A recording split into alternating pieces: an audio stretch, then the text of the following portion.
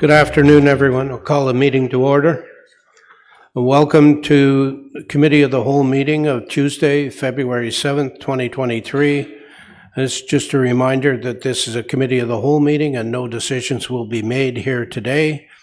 There will only be recommendations that will go to our next regular council meeting on Tuesday, February 21st, 2023 for consideration. All councillors are here today. Councillors McDonald and Councillors Yeo are zooming in, and we welcome them, and just make your presence known so I don't miss you in case you have questions or comments. Thanks.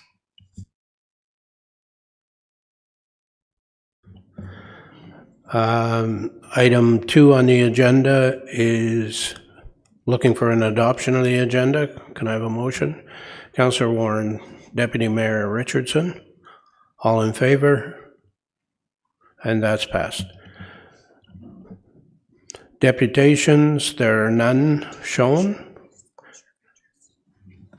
Disclosure of interest first. Are there any disclosures of pecuniary interest on the agenda for today?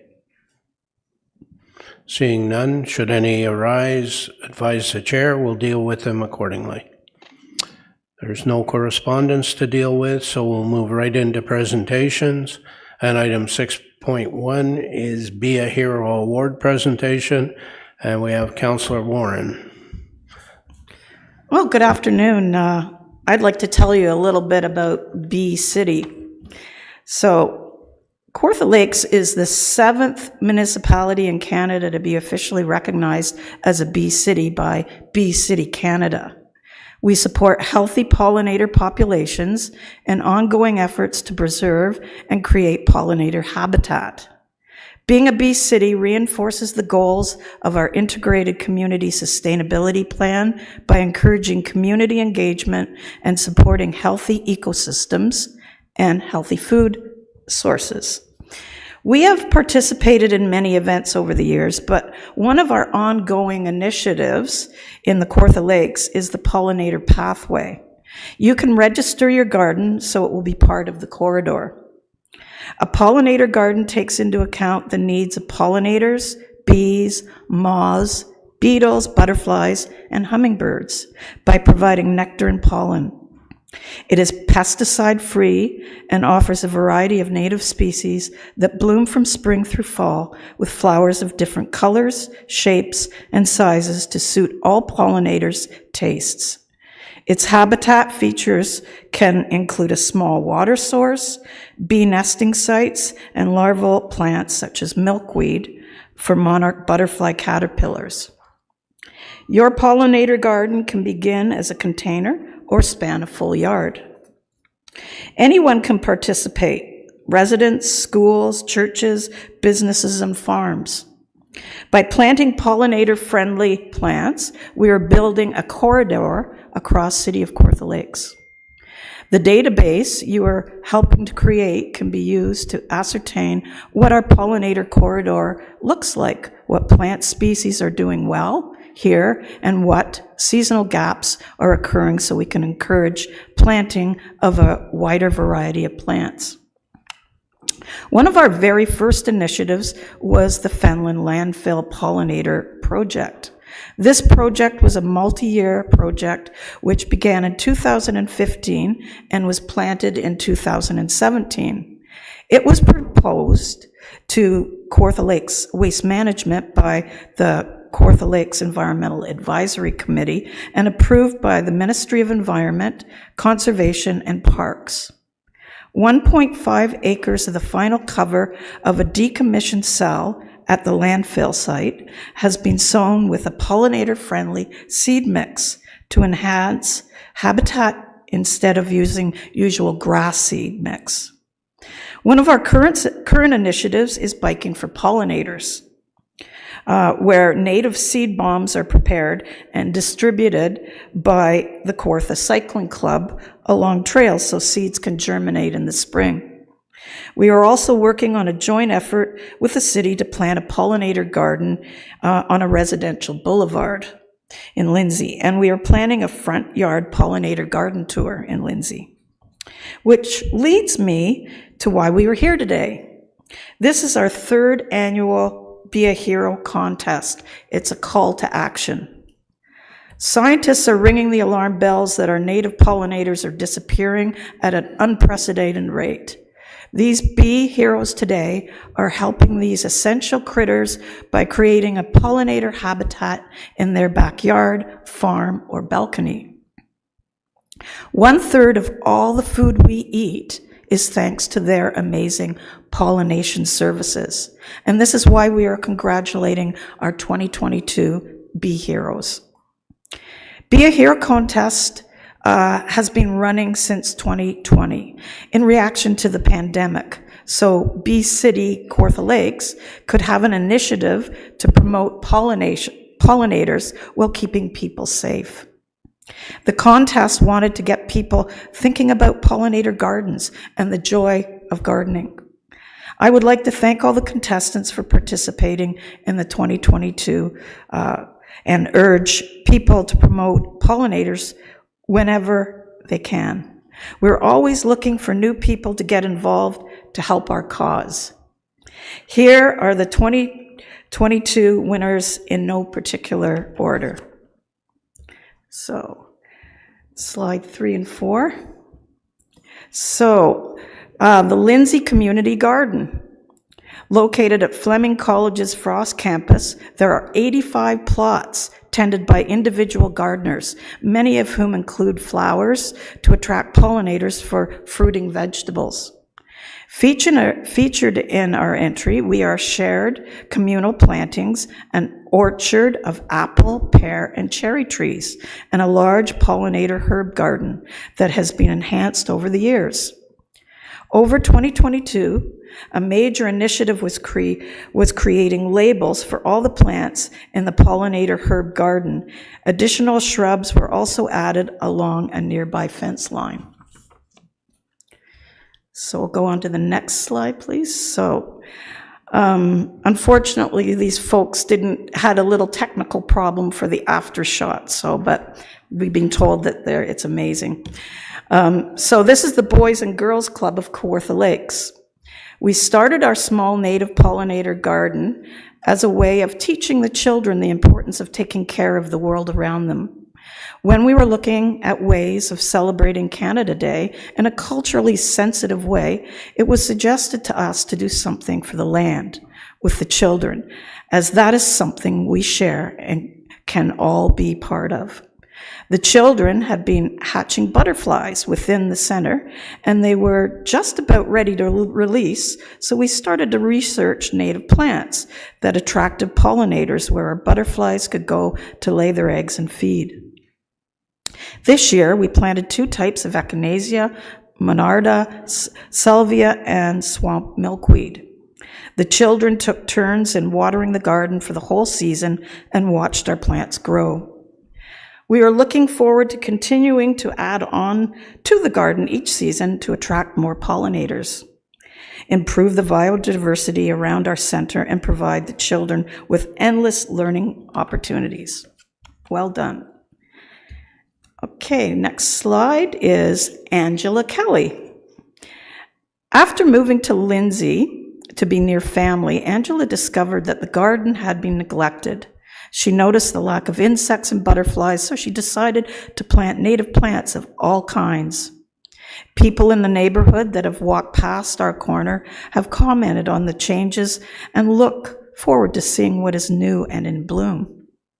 We have been blessed with many varieties such as coneflowers, false sunflowers, varieties of milkweed, as well as many varieties of wildflowers that last from spring into fall. I've enjoyed the journey and look forward to the future. And I believe Angela's here today. So we're on to the next slide, and this is Elizabeth Elliott. This year, Elizabeth Elliott converted a grassy space within the Lindsay Community Garden into a raised garden bed, showcasing 20 different perennial wildflowers. All but one of them are native to Ontario. Included are such species as the prairie smoke, bloodroot, Joe pieweed, wild ginger, pussy toes, black-eyed Susan, and New York aster. From spring to late fall, there is always something in bloom. And then we'll go on to the next slide, and this is Heather Strussman. I have a container garden with sunflowers on the deck. Before the container garden was full of sunflowers, it was an empty 16 by 8 deck.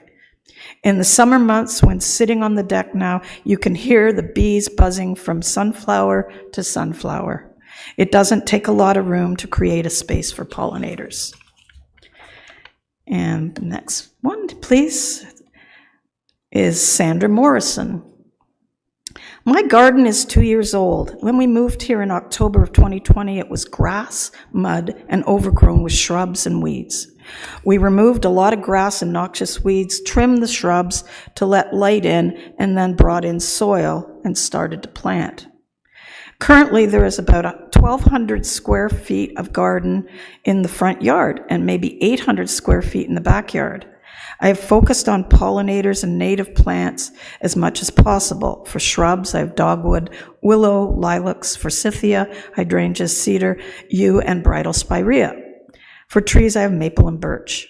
My garden also has over 25 different plant and flower species. I have a bird bath as a water source and do not use pesticides. I leave the leaves in the fall and don't cut back the dead plants until spring. It is so wonderful to see the birds, butterflies, and bees where there was nothing. My garden really is my happy place. So the next slide, please. So, well done, everyone, for the 2020 Be a Hero contest. Each winner will receive a 2022 Be a Hero Garden Challenge certificate and a $50 gift certificate from either Grow Wild or Green Side Up, two of our local native plant nurseries. Thank you again to all the Be Heroes of 2022. I would also like to take this opportunity to thank our Pollinator Action Committee and welcome our new Queen Bee Chair, Christine Zabados, who has been part of our hive since the beginning. I know we are all in good hands. Thank you very much. Thank you, Councillor. And thank you all for your efforts this year and for your environmental concerns and for beautifying this place we call home. We appreciate your efforts and keep up the good work and spread the news, and let's get more of them out there. Thank you very much for attending today, and we will get your awards to you. Councillor Warren's going to tell us how that's going to work. Yeah, you'll receive them in the mail, but I think we have one of the heroes here in the flesh. Is Angela here? She's not. Okay, thank you. Thanks very much. So can I have a motion that the presentation by Councillor Warren regarding the Be a Hero Award presentation be received and that the recommendation be brought forward to Council for consideration at the next regular Council meeting? Councillor Perry, Councillor Smeaton, all in favor? And that's passed. Item 6.2 on the agenda is the archival project at the St. James Anglican Church in Fenelon Falls. We were to have Beverly Jeeves and Dana Bachman with us. Unfortunately, Ms. Bachman can't make it, but we do have Beverly Jeeves. Welcome, Beverly. Hi, everybody. Mayor Emsley and members of council and City of Kawartha Lake staff, thank you very much for having me here today. Thank you for the opportunity to share our proud announcement of the completion of an online exhibit by St. James Anglican Church in Fenelon Falls called Anne Langton, an Anglican Churchwoman in Fenelon Falls. In 2016, St. James Anglican Church received a grant from the Digital Museums of Canada, formerly known as Community Memories, to tell the story of the establishment of a church here in City of Kawartha Lake in the early 1800s. We went out to tell the story of St. James, and when we did, the Langton name kept coming up, especially Anne Langton. who figured predominantly in establishing the original small log church in 1835. Next slide. It should read unavoidable delays. After some unavoidable delay, the project was launched by the Digital Museum of Canada in November of 2022 in English, French, described video, and closed caption for all videos. The online exhibit is made up of 22 stories and 98 image gallery pages, and each one of those 98 pages tell an additional story. In addition to the story of the establishment of St. James, we're thrilled that we had local resident Barbara Dunn-Prosser recall how her mother found the miniature sketches of Anne Langton in the Fenelon Falls Library in the 1970s, and those sketches journey to preserving part of our local history. Before St. James was completed, the church services were held in the Langtons' home at Bly Farm in Sturgeon Lake. The Langton family was instrumental in raising funds to purchase hymnals and the operational cost of St. James.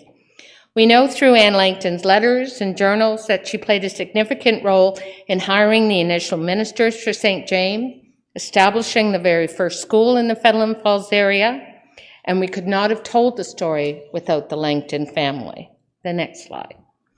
Anne Langton could be compared to a modern-day social media blogger.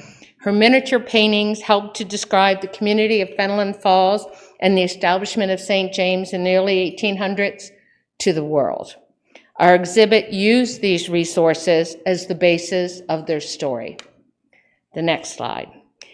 But in order to complete our exhibit, St. James Archival Committee needed to ask the City of Kawartha Lakes and staff for permission to include Anne Langton's miniature sketches that were held by the City of Kawartha Lakes, and they were predominant in our online project. St. James is very appreciative to the past and this council, the City of Lakes legal team, Kathy Ritchie, and archivals and record staff for permissions and guidance in order for us to use these sketches.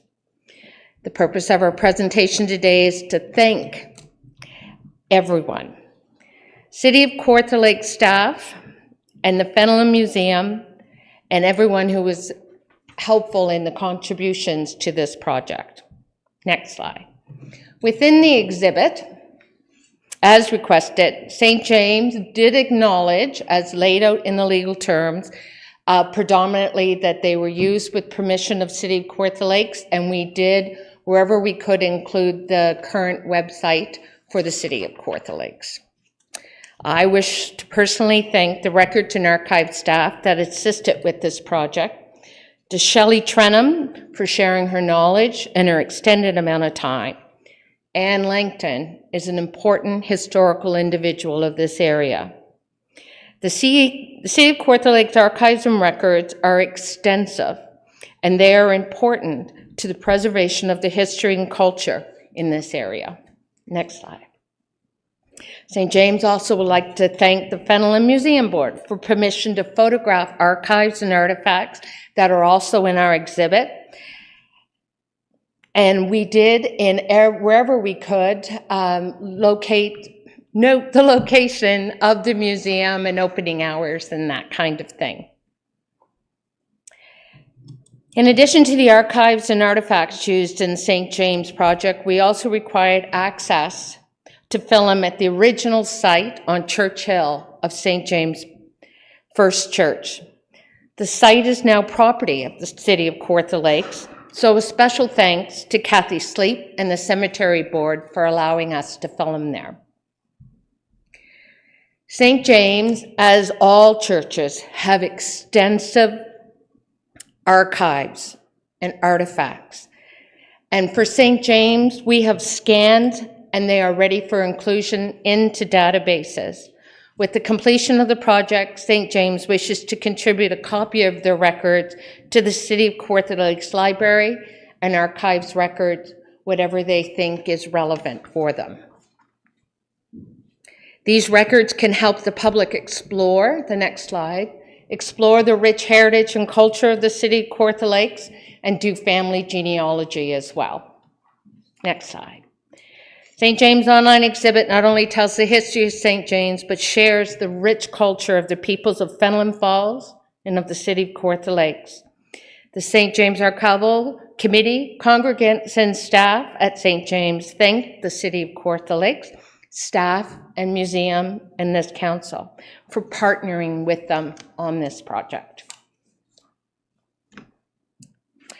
And we have some handouts, which I can get you as well. The general public are able just to take a picture of the code, and it will take them directly to the website that they're able to do. And then lastly, as I take any questions, and I thank you all for letting me be here today, we have a little drone footage to show you that we took from the top of Church Hill in Fenelon Falls, the cemetery of the original St. James. Yes. Thank you. Well, let's look at the video first. Okay.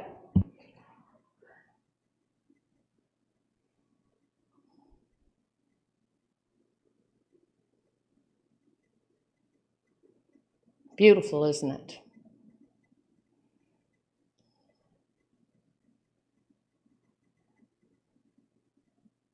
These are all of our partners.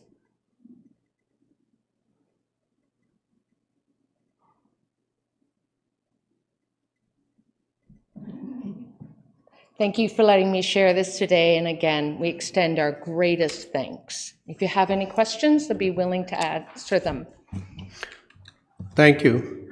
I'll get a mover and seconder to receive first. Councillor Perry, Councillor Warren. Are there any questions or comments for Bev? Go ahead, Councillor Warren. Thank you. Through you, Mr. Mayor. Thank you for the presentation. I have a question. My family comes from Fenelon Falls originally, and I have a painting of the church from, I guess my great uncle painted it. So I should get in contact with you. I don't know if it's the same church. How many iterations of the church? Because it was behind our house up on the hill on Clifton. Oh, okay. So there were three churches. First was the log church, Yeah. which Anne Langton was part of building. And then the second brick structure, which burnt down in 1969. And then the current St. James, which is down on Bond Street. So I think I have the painting of the second one. Okay. So, yeah. That would be lovely if we could get some information. I need to pass on to the clerk's office. I realized when I went through my papers today, you don't have the new email address for them. So I will pass that on for you. Thank you. Thank you. Councillor Perry. Thank you, Mayor. And, in the interest of full disclosure, I am a longtime parishioner at St. James in Fenelon Falls. So being biased, I just want to still thank you for this wonderful project. Bev, thank you for coming in, especially to give thanks. It's not heard so often these days, but it's really appreciated. And phenomenal work. And again, thank you for coming today. Thank you very much. We could not have done it without your assistance. So, Any other questions or comments? Thank you for coming today, and yes, thank you and the committee and everyone who was involved. I did come to your opening, even though I could only stay briefly, and it was very exciting, and you've done really good things, and it will serve the community, and I'm sure keeping the history alive as we go forward is very important. Extremely. And having it ensconced in the archives, and of course with the help of the library and the Fenelon Falls Museum, Maryborough Lodge, great work. thank you very much. And thanks for coming today. Okay. All right. Thank you. Thank you. All in favor? And that's passed. Item 6.3 on the agenda is Heritage Inventory Update, and we have with us today Miss Emily Turner from Economic Development, and she's going to lead us through a presentation. Thanks very much, Mr. Mayor. So since I'm pretty much going to be monopolizing most of the rest of your agenda today. I thought I'd give a little brief introduction to myself and our heritage program, and then I'll just launch into today's presentation. So my name's Emily Turner. I'm in our economic development division, and I deal with our heritage planning portfolio. So this portfolio in particular deals with built heritage resources. So we don't deal with museums or artifacts. We have separate staff who do that. So I really just deal with buildings and similar type items. So heritage is a very council-heavy portfolio, so you will see me here quite a bit, and you'll have a number of more items to deal with today, and probably for the rest of your term. All right, so I'm going to launch into this, if I can figure out how to do this. There we go. Great. Okay, so today I wanted to give an update on our heritage inventory project, and this is just This is something that I brought forward to council last year, so in February of 2022, and it's a very large project. So it started last year, but it's probably going to be going on for, last year I said 5 to 10 years, it's probably actually 10 to 15. So I thought at the 1 year mark, I would give council an update, and for our new councillors an introduction to this project that we're working on. The intention of this project was to address substantial gaps in data related to heritage resources across Kawartha Lakes. So we have lots of historic buildings in Kawartha Lakes, but we really have no idea about the full extent about what those actually are. So in part because of amalgamation, and we got a lot of really incomplete data from our former municipalities, in part because Kawartha Lakes is an absolutely huge municipality, we don't know what's out there, and that makes it really difficult for the city to make good decisions about what we do with our heritage resources. So this project is guided by a strategic framework. It's not included in your agenda package, but if you're interested, I can provide that to council for sure. It's on our on the city's website as well, so that the public can have a look at that and see how this project is being guided. So other municipalities have done this as well, particularly large municipalities, City of Toronto, City of Ottawa, Oakville, Mississauga, those sorts of larger municipalities that have substantial and very comprehensive heritage resource management programs. This is very much an international best practice, so the fact that we're doing it really puts us in line with what other places are doing in terms of managing their resources. So comprehensive data collection and management is a key pillar of proactive heritage resource management, and I'll talk about that and give my spiel on that on the next slide. So we really need to be thoughtful about the decisions that we're making with regard to heritage resources, and in order to do that, we need to have data. So the data that we use, it becomes part of our decision-making process in terms of how the city preserves and protects its heritage resources in the short term, but also in the medium and long term. So when we're looking over the next couple of years, 10, 25 years down the road, as we plot our growth, we're seeing more and more people move here, there's new development, that places a lot of pressure on our existing resources. So this helps us make good, smart decisions about how we manage those. And yes, I'll flip to the next slide there. All right, so now you're going to get the spiel on proactive heritage planning. So this is something that I give to people a lot. So we want to be proactive as opposed to reactive in terms of how we manage our heritage resources.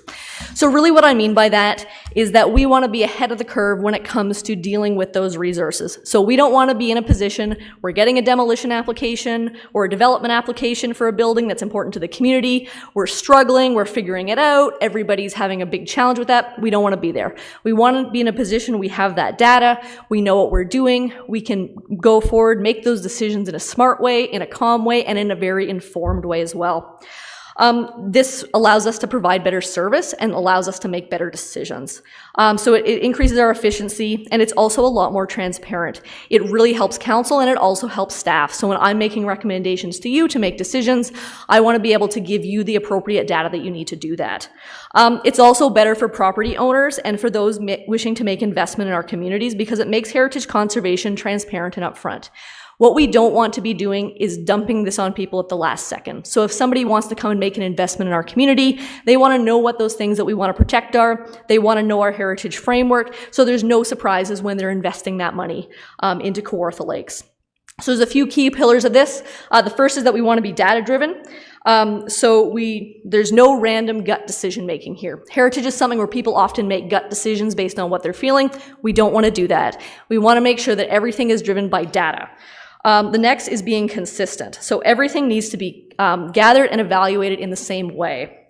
The next is comprehensive, so we need a complete data set. For Kawartha Lakes, that's very challenging because this municipality is so large, but we will get there. That's the intention of this project. And the last is transparent. So this data needs to be accessible. So at the end of the day, it's accessible for staff, it's accessible for council, but it's also accessible for members of the community and the wider public, so they can see that data as well. At the end of the day, we often think of heritage as being kind of a nice thing. We preserve pretty buildings, which is great, but it's also part of the land use planning process. And I think it's important to remember that. So when we're dealing with heritage properties, we're also dealing with planning issues as well. And just as our planning program is built on good policies, good data, we want our heritage program to do that as well. I'll just use this as the moment to mention Bill 23, since it's always on the back of everybody's mind with regard to planning. It's substantially challenged our ability to do this kind of approach to heritage planning. I will be back at the next Committee of the Whole to make a presentation more in depth on the heritage impacts of Bill 23. But I just wanted to mention that here because of the impacts of that, we really need to work harder to be proactive in this kind of work. Okay, so there's 5 key goals for this project that I'll just run through really quickly. So the first is to identify the cultural heritage resources in Kawartha Lakes, which is pretty straightforward. We want to know the what, the where, the how many. That's pretty straightforward. The next is to evaluate them. So we have provincial criteria. So do these resources have heritage value, and what is it? And I'll run through those a little bit later in the presentation. The next is to protect resources through different heritage and planning mechanisms. So there's a lot of different ways that we can protect heritage resources. Most people think of heritage designation as the way we do that. It's not the only one, it's just the one I think that we talk about the most. But by doing this, we can figure out what those mechanisms are and what the best things for certain properties or areas are. The next is to engage. So we want to engage with the community on the identification and protection of resources. So this is getting people involved, working with some of our community groups. They know way more than we do about the heritage resources in our communities. I know a lot about heritage, I know a lot about architecture, but I don't know every heritage building in Kawartha Lakes. So we need those community members to get involved and to tell us what's important in their communities. And the last is to provide comprehensive and transparent data on the city's cultural heritage resources. So this all needs to be accessible both internally and externally. It's no good if it's just sitting on my computer. It's great for me, but it's not great for everybody else. So we have three big sort of material outputs from this. The first is our comprehensive data set on historic resources across Kawartha Lake. We need to know everything and where it is. This is a substantial output, and it's going to take a long time, but we will get there. The next are something called historic and geographic context statements. I'll go into this a little bit later, but essentially these are background documents that provide us with the story of Kawartha Lakes that we can use to link our heritage resources to some wider themes within the municipality. And the last is community partnership building. So one of the big goals with this is to reach out to our various community groups across Kawartha Lakes, both to help us with this and to also help them with the data that we're gathering. So I'll talk about this in the presentation, but just to give an example, we've been working with the Manvers Historical Society on this project, and it's been an absolutely great partnership, and we're benefiting each other. So they're helping out doing a lot of the data inventory, research, photographing properties, and at the same time, they're really excited to have this data at the end of the day that can help when folks come in to do genealogical research there, or they have inquiries, they'll be able to tap into our data, and it'll help them do their work as well. So I just have a little diagram here about inventory uses. So this is just inventory uses for the municipality specifically. There's lots of different ways that we can use this. So some of those are very much in that planning side of things. So development review, policy development, designation and listing. So those are some very kind of planning type things that we would use it for. But there's also other things that we can use it for. So things like downtown revitalization, certainly something that we work on in economic development, ensuring that our downtowns are vibrant places, knowing our heritage resources can assist with that, doing education and outreach, things like Doors Open, different kinds of initiatives, in particular that our Municipal Heritage Committee carries out, grants and funding. So we do have funding for our heritage properties at the moment, and knowing what they are and where they are helps inform that. And also with regard to capital project planning, so that if we're dealing with things that have heritage value, that can be budgeted for appropriately, and staff across different departments can have appropriate conversations regarding those resources.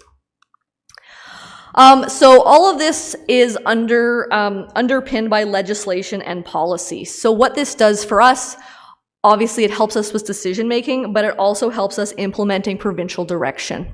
Particularly with regard to the provincial policy statement and the growth plan, there's specific language in there that directs municipalities to conserve their heritage resources, and knowing what those heritage resources are helps us enact that direction from the province. Okay, now I'm going to get into the fun stuff and kind of the what we actually did.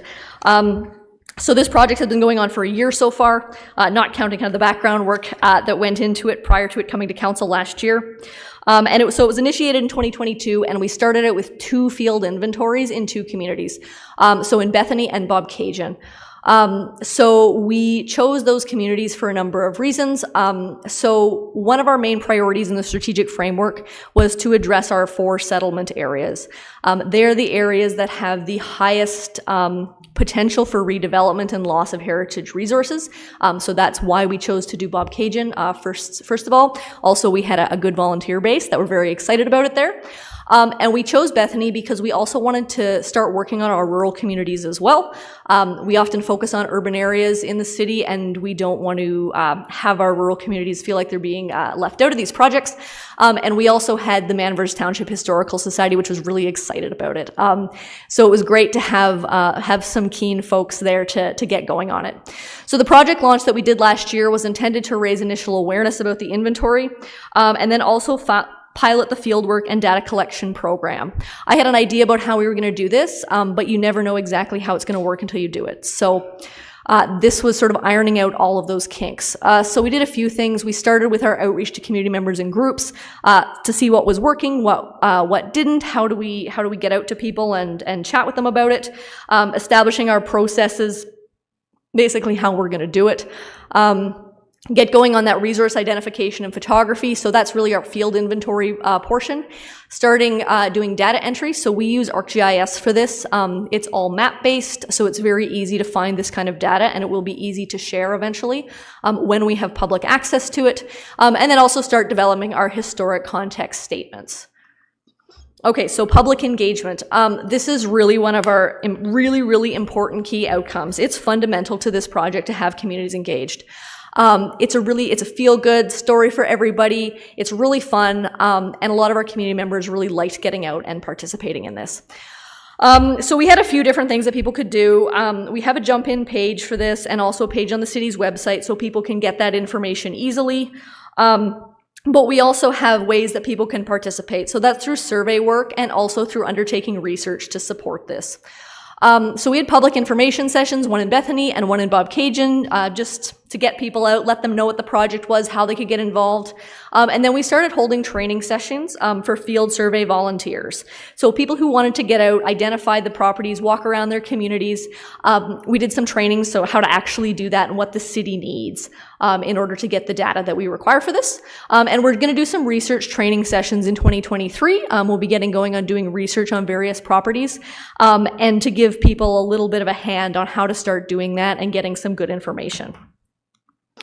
Okay, so I'll just touch on each of the inventories before getting into the nitty-gritty of some of the data. So we started out in Bethany. This data is intended to be integrated into the larger Manvers Township data set. So our data sets are based on our former municipalities. That's how we've grouped them, just to make it easy from a geographic standpoint. But we decided to start in the settlement area for a more concentrated pilot. Doing inventory work in rural areas is quite difficult. So in order to pilot it and sort of iron out the kinks in the process, it's easier to do it within the hamlet. So our partner on this was the Manvers Township Historical Society, who did an absolutely awesome job. So they led the fieldwork portion of this, and they're also coordinating the research on the identified properties. Essentially, they did it, and they just handed the data to me. which is great. So it worked really, really well. It made my life a lot easier, and it meant that I could focus on some of the more back-end types of things. So for this side of thing, I'm coordinating the mapping, the data formatting, the data sharing, and the property evaluation. So that's sort of back-end staff stuff that you don't really have volunteers doing. So they give me all that raw data, and I sort of filter through it and sort it out. So this partnership is going to be extended to the rest of the township, and I'm really excited about it. So just to give you an idea of what this looks like in a mapping format, this is the Bethany data points. So you can see how this looks on our mapping viewer. Each point is a historic resource. The colors identify different things. The teal ones are residential properties, and the other colors are different ones. If I can remember what they are. I think the orange are institutional ones. The light green are commercial buildings, and there are a few other ones there as well. So there were 83 historic resources identified in Bethany, which is a lot for a community of that size. So they're very concentrated, and a lot of them are residential, but there's also quite a number of properties concentrated along Highway 7. So now we know where these are, and that's great. So our next steps are to do research on these properties so we know a little bit more about them. We know where they are and what they are, but we don't really know too much about them. So that's something that the Historical Society is working on right now. Okay, so our Bob Cajun inventory. This was done a little bit differently because we didn't have a specific community group like the Historical Society that was coordinating this. So this one ended up being much more city-led, so I was substantially more involved in the actual data collection for this particular inventory. So I had several groups of diverse community volunteers, all who did a really great job coming out and doing some field work. So they went around in groups and photographed and identified properties. I helped them out with that and did some areas myself as well. So I coordinated that and trained them to do this kind of work. And some of them are also going to be helping us do research as well. But that's a next step that we're going to be reaching out to the community for. To see if anyone wants to assist, whether it's providing information on their own property, doing some wider ranging research on different properties. We'll get some keen community members out to do that as well. And of course, I'll be doing that work as well. And once again, that back-end work, evaluation, data sharing, mapping, that's all coordinated by city staff.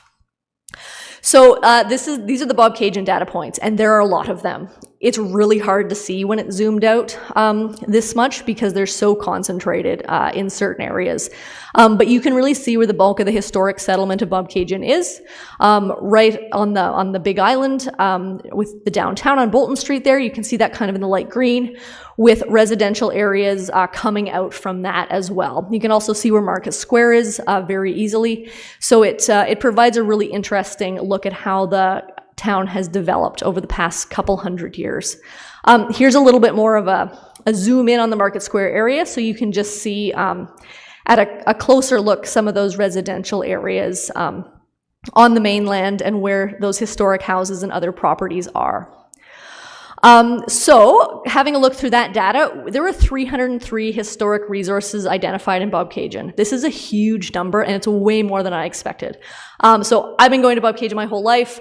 I knew there were lots of historic buildings there. I didn't know there were that many. So it's substantial, and there were things that I found out doing this inventory and things that I didn't even know were there. So it was quite eye-opening even for me as well, and I deal with this every single day. Once again, most of these are residential properties, various historic homes from about 1850 to 1930. That's kind of the bulk of them in there. And there's also a couple of concentration of commercial properties in the areas that you would expect that identify the downtown core of the village. Okay, so let's take a quick look at some of the property data. So when we do this is kind of what we get. So I've chosen a property here in Bob Cajun. This is 40 Head Street. It's one of our listed properties, and it's a property we also know a lot about. So most properties don't have this much information about them, but I thought it was a good example just to show the kinds of things that we can do. So on the mapping, and this isn't just to people know, this is internal right now. It's not available to the public yet, but it will be. That's something to be rolled out over the next couple of years.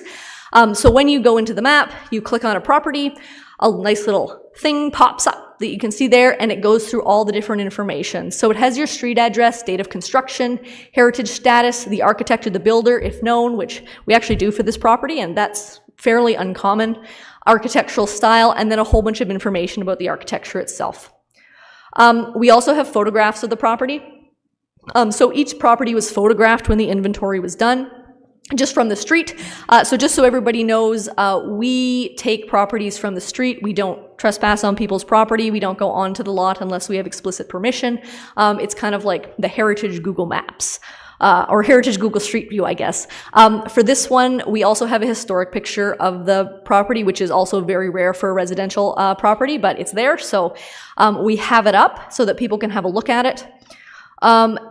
So also we're allowed to attach documents to this as well. So if someone was doing some research on 40 Head Street, they'd go through all that data that we collect, they'd look at the pictures, but then they could also pull any information that we have. So we have a package of historic documents that goes along with this property. These are all ones that are accessible, but they're all in one place. So this has information, this is just the abstract book for the property. So it's attached on there so people can see who owned it. There's some other information. For example, the person who lived in it was served in the First World War. So we have information about him and his service. We have some information about, what else is on this one? I think we have the assessment roll for this one as well. This is quite a lot, but we do have a lot of historic information for some properties. So this is kind of a bit of a bonus one, but it's nice. Then we also have 2 documents that are generated by myself. So the first is the Heritage Resource Survey form. So when people go out and inventory, they get a form like this and they fill in a whole bunch of information about it. It shows when it was surveyed, the address, a whole bunch of information, what kind of building it is, architectural features, and then I fill in the history. Then I go and type them out so that people don't have to read my terrible handwriting. And then those are uploaded as well as a PDF, so those can be downloaded. And the second thing is the Heritage Evaluation Matrix. So every property is evaluated based on provincial criteria. So the Ontario Heritage Act outlines 9 criteria for property evaluation. They apply across the province, and we have used these for our evaluation matrix. So they address items like its architectural value, its historical value, so who lived there, how it's related to wider themes in the community, the architect, who built it, and the contextual value. So is it a landmark? Does it contribute to the streetscape? Those sorts of things. So we're going to go through and evaluate every property based on these. So say, for example, we had a development application come in for this. We could pull this very quickly and see what the significance, if any, of the property is. So this helps us make those decisions down the road. So we know if a property has heritage value in accordance with provincial guidelines. And so these will all be available on the map as well. They're on my map right now, and they will be on the public's map when it is pushed out. Okay, so the next thing I'll just touch on, there's just a couple slides left, is the context statements. So one of the other parts of this project is creating historic context statements. So these are basically, I would say, 25 page documents that identify different historic and geographic context across Kawartha Lakes. So they're like key themes, key places that help shape the development of the city. And they're intended to provide an analytical framework for property evaluation. So for example, 40 Head Street that we talked about, it is related to the development of the Trans Severn Waterway. So that's easy to say on the evaluation, but what does that actually mean? So a context statement discussing the development of the Trans Severn Waterway and how it impacted Kawartha Lakes is a background document that we can go back to. So we're like, oh, it relates to the Trans Severn Waterway. Here's the document that gives the background information on that. So it connects these properties to these wider themes. It really assists us in understanding properties' importance beyond their standalone attributes. So we always think of heritage as like nice Victorian houses, but sometimes it's stuff that's beyond that. We also have some geographic ones, so we're doing it for each geographic context. And those will help provide background information on our communities and our townships, and how the various properties that we identify relate to those. So we have some of those developed. So the lumber industry one was presented to council last year. It's done. It's on the website. and it provides the background of the lumber industry, surprise, surprise. But there's also one on Bobcaygeon and one on Manvers Township. They're being finalized right now, so they will be put up on the city's website and jump in shortly. And more will be developed responding to various themes across Kawartha Lake. So some of the things like agriculture, tourism, the development of government, education, those types of high-level themes that people can relate properties to. Okay, so next steps. This is where we are at. So for 2023, we're going to extend data collection to other communities. So we're going to finish Manvers Township because the Historical Society is already raring to go to do that, so that is super. But we're also going to start looking at Fenland Falls and Omemee. They are other two settlement areas besides Lindsay, and getting those done this year would be great. So then 3 of the 4 settlement areas will be complete. And we can keep working on evaluating the properties. At the moment, I'm working on figuring out some community partnerships for those, getting some volunteers. So that'll be figured out over the next few months because we always want to do the inventory work in the summer when it's nicer. The next will be continue to develop and publish our historic context statements. So there's a few on the go at the moment, and those will be rolled out. Next, we'll be working with community members and organizations on research, continuing property evaluation, and then working on that public-facing mapping and data sharing. So that's where we are with the project right now. It's really exciting. If people are interested in getting involved in it, it's a fun way to get out and look at some cool buildings and get excited about heritage. So I'm hoping it'll gather steam over the next year or so, and we'll just keep chugging along with it till it's done, probably in 2035. So that'll be a few years and a couple of different councils from now.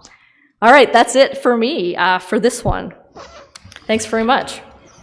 Thank you, Emily, and maybe just stay there and take a breath, and I'll get a mover and seconder. Sounds good. Mover and seconder for the presentation, Councillor McDonald, Councillor Yeo.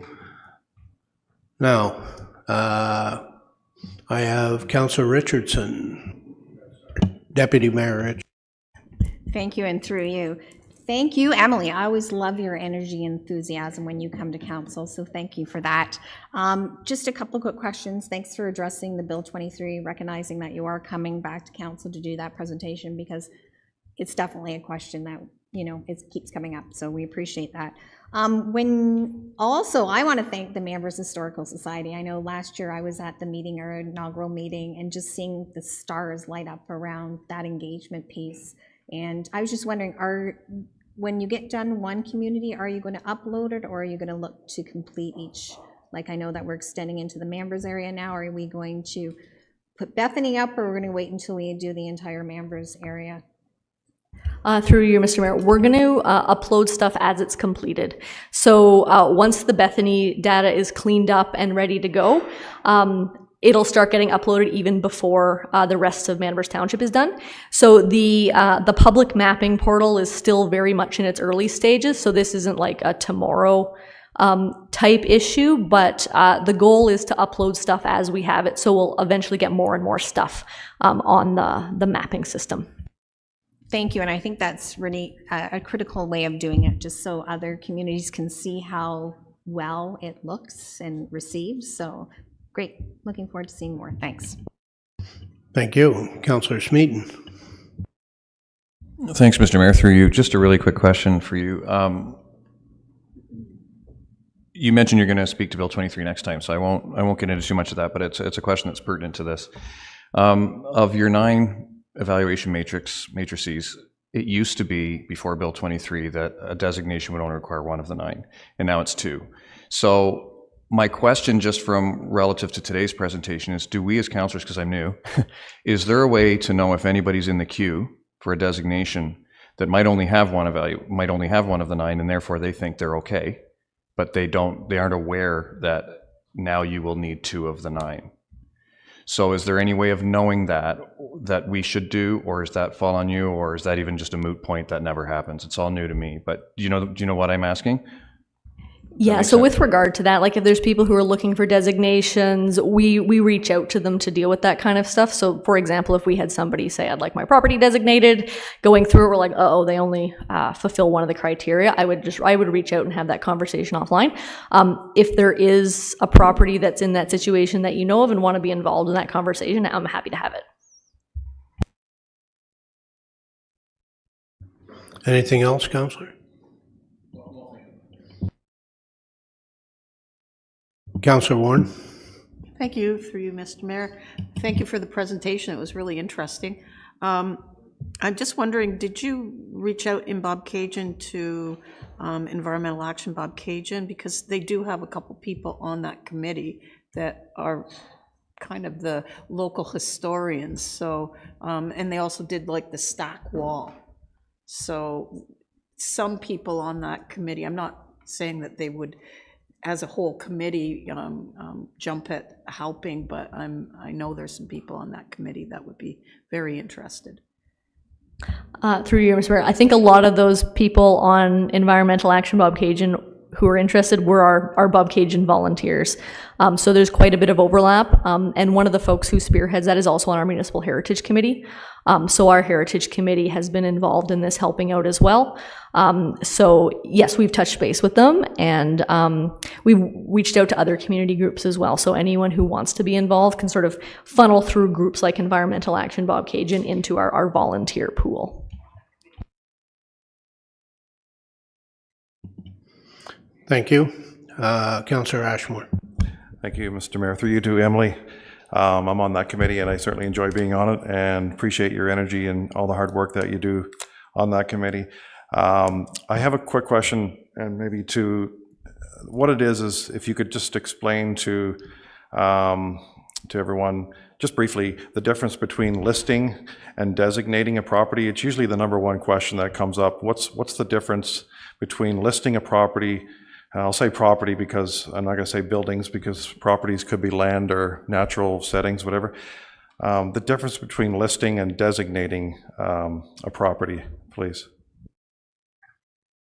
Through you, Mr. Mayor. Thanks very much. And just to segue into that, the properties that are being inventoried through this will not necessarily be designated or listed. This is a data collection exercise, and some things may be listed or designated in future, but if it's identified, it won't necessarily be listed or designated, just for some clarity on that. Anyway, so to get back to the actual question, so listing is a process that we do. It's really an administrative process, and what it is it places a 60-day hold on demolition for a property. So if a property is listed, it means that if the property owner wants to demolish that property, they need to provide an application to demolish it, and council can say no. That's sort of the long and the short of it. Apart from that, there aren't any other restrictions on what they can do with the property. So if they want to do renovations or this or that, I don't care really, to be honest, what they're doing with that. We don't regulate that beyond our regular building permit process. It's just demolition. It's a flag on demolition. Designation is done through bylaw.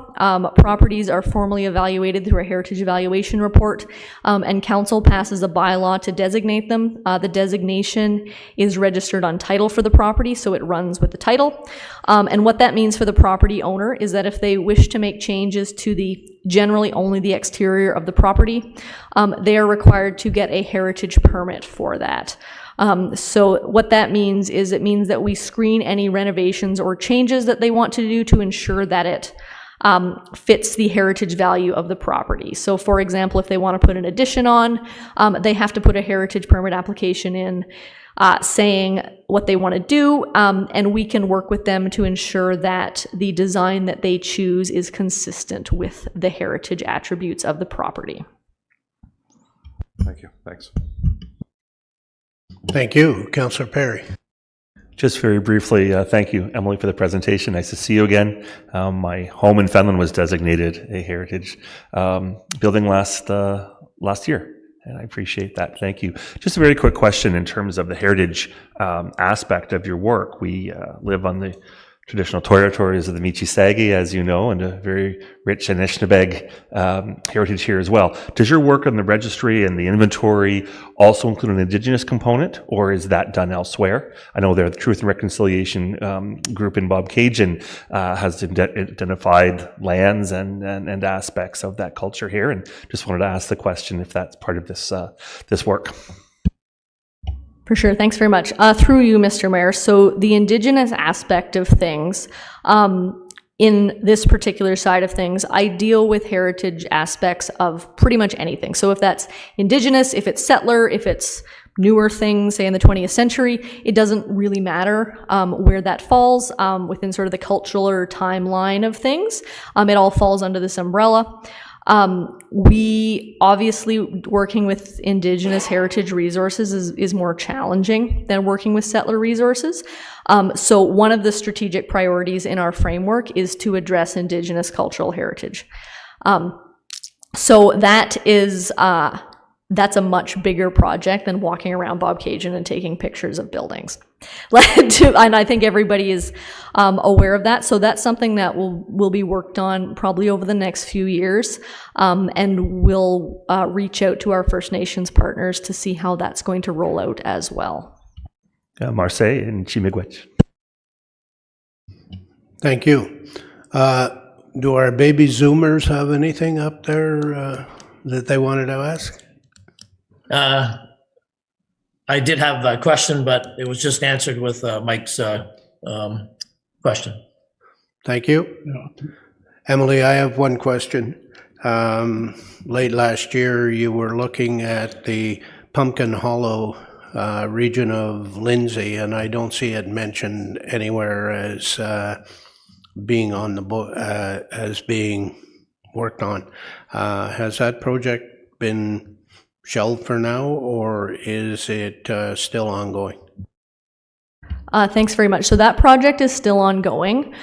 So with that particular project, the study was presented to council in last July. I guess I was here. Sorry, it all kind of blends together as to when I was here doing what. So that is separate from this project. I mean, when we get to Lindsay to do the inventory, the properties in there will be integrated in. That project, it's ongoing in the background as well. There's some challenges related to integrating with some of the changes with Bill 23. So council is going to be receiving a separate report about that in Q2 at some point. Thank you. No more questions, comments? Would you like to take a seat beside Ms. Bokaboom, because I know that you have the next three reports. So we have a mover and seconder for the motion that the presentation by Emily Turner, Economic Development Officer, Heritage Planning, regarding a heritage inventory update be received, and that this recommendation be brought forward to council for consideration at the next regular council meeting. All in favor? And that passes. Thank you. We'll now move on to reports, and our first report is item 7.1, which is the repeal and replacement of designating bylaw 1590 Elm Tree Road, Geographic Township of Ops. Would you like to give us a Reader's Digest version of this, please? For sure. Thanks, Mr. Mayor. So this repeal and replacement of the designation bylaw is to deal with an administrative issue. So the designation of this property was requested by the owners back in early 2020, and it came forward to council. The property was designated, the bylaw was passed. Unfortunately, at the same time, the property owners were going through a severance of a portion of the property. It's a large agricultural parcel, and they were severing off a lot on the eastern side. Because those were going through at the same time, there were some issues with the legal description. So the severance was registered first, prior to the designation bylaw being registered. And just prior to the designation bylaw being registered, which means that the property legal description had unfortunately changed. In order to rectify this issue, because we do have to have matching legal descriptions on the bylaw and the property, the bylaw needs to be repealed and replaced to fix that issue. The bylaw is substantially the same as it was when council originally passed it, except it has a new legal description. The property owners are aware, they're supportive of the direction, and it's an unfortunate issue, but it's fairly straightforward. Thank you. Any questions or comments? So can I get a motion for item 7.1? Councillor Ashmore, Councillor Smeaton, as printed. Thank you. All in favor? And that's passed. Next is item 7.2, which is objection to the listing of 12 Helen Street, Fenelon Falls. And you're back up again, Emily. Thanks again, Mr. Mayor. So this is an objection to the listing of a property. So it's 12 Helen Street in Fenelon Falls, which is better known as the Handley Lumber Building. So this property was listed in June of 2022. And just so everyone is aware of the process, when a property is listed, the property owner has the ability to object to that. We send them notices and they can come forward with an objection if they so choose. The owner of this property came forward to object regarding the listing of the property. So the recommendation in the report is to remove the property from the Heritage Register. This is not normally something that I would recommend because from a heritage perspective, it has some significant cultural heritage value, but because of the changes made to the Heritage Act by Bill 23, the staff recommendation is to remove the property at this time, as it can be added back to the register later if there's any development pressures affecting this property. Thank you. Questions or comments? Seeing none, can I have a mover and seconder? Councillor Smeaton, Councillor Yeo. Discussion? No. All in favor? And that's passed as printed. And one last time, Emily, is objection to the listing of property 189 County Road 49, Geographic Township of Verlem. Thanks once again, Mr. Mayor. So once again, this is an objection to a listing. This property was listed in June of 2022, and we received an objection from the property owner. Once again, the staff recommendation is to remove the property from the register. Even though it does have cultural heritage value, the Bill 23 amendments make it practical to remove it at this time. It is a fairly large agricultural property north of Bobcaygeon. It's not anticipated will be development pressures on the property, but if there are, it can always be listed again at a later time should council choose. Thank you. Comments or questions? Seeing none, can I have a motion as printed? Councillor Warren, Councillor Ashmore. All in favor? And that's passed. Moving on to item 8, which is memorandums. We have one memorandum regarding traffic calming on King Street between Lindsay Street and Logie Street from Councillor Smeaton. Did you wish to speak to it? Thanks, Mr. Mayor. Through you, I'll be brief. This artery has become, including myself, an area to bypass Queen Street. I admit I'm guilty as charged, and a lot of people it's increasing, and the residents from campaigning all the way through to now in 3 months, it's extremely legitimate in my opinion that there be something done. There's only one stop sign the whole route from Lindsay Street all the way over to Highway 36, and so those are my thoughts. Hope everybody will consider before council. I also have received information from staff about traffic calming and the many different. I've learned a lot in the last few weeks, so I appreciate that it's not just a cut and dry stop sign necessarily, and look forward to the evaluation from staff. Thanks. Thank you. Questions, comments for Councillor Ashmore? Yeah, no, I agree. Also parking, I think they'll be looking at parking hopefully because people are parking on both sides of the street now, and it's just making it so narrow and dangerous to get back and forth east and west on that street.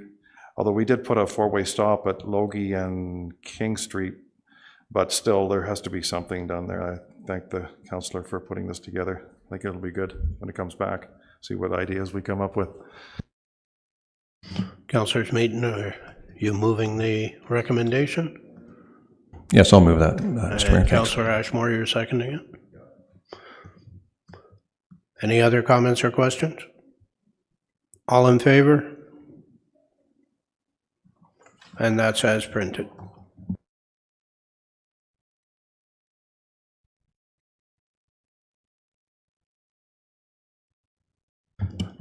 So we're down to the end. We've been very efficient today. Can I have a motion to adjourn? Councillor Yeo and Councillor Joyce. All in favor? And that's passed. Thank you all. Our next meeting is Tuesday, February 14th, and we're starting at 9 o'clock in the morning. Bring your budget books with you. We will be dealing with the capital budget. Thank you.